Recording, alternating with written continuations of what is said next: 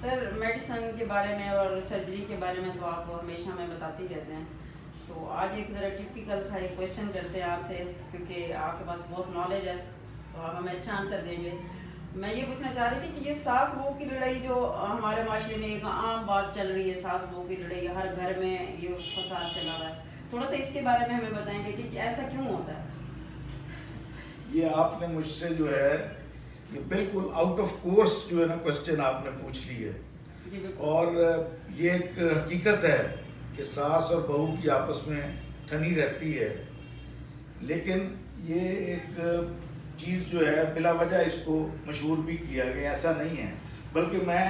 آپ کو اس کا جواب تو نہیں دے سکتا، بلکہ راجہ مہدی علی خان کی ایک نظم ہے جو کہ اس نے لکھی تھی، قیدی بہو کی فریاد. اچھا. تو قیدی بہو یعنی کہ بہو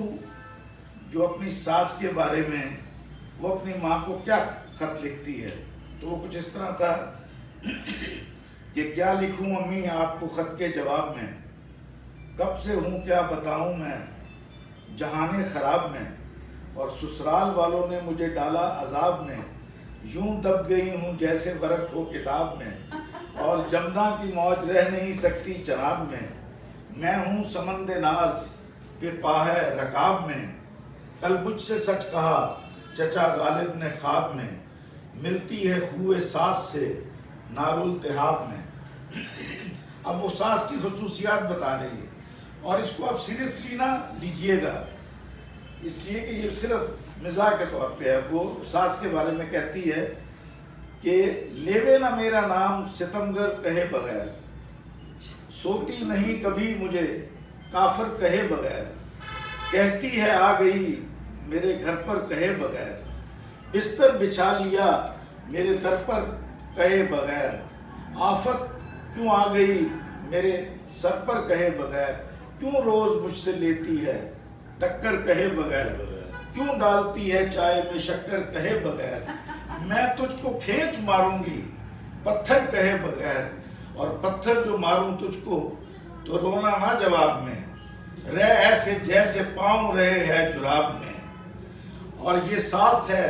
یا شیر چھپا ہے نقاب میں، اللہ کسی کو ساس نہ دے وے شباب میں. اور ابھی بھی اس کی غصہ ٹھنڈا نہیں ہوا، اور وہ کہتی ہے کہ حیران ہوں دل کو روؤں کہ پیٹوں جگر کو میں، سوتی ہے وہ سنبھالتی ہوں سارے گھر کو میں، فرش زمین کو دھوؤں کہ مانجوں ککر کو میں، کیوں اپنا گاؤں چھوڑ کے آئی نگر کو میں، رو رو کے یاد کرتی ہوں فادر مدر کو میں، جب اپنے دکھ سناؤں میں کمر کے پدر کو میں،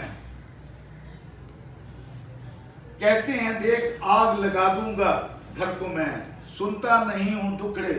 کسی کی سحر کو میں، گھائل کروں گا دل کو نہ زخمی جگر کو میں، اے کاش جانتا نہ تیری راہ گزر کو میں، اچھا یہی ہے ڈھونڈ لے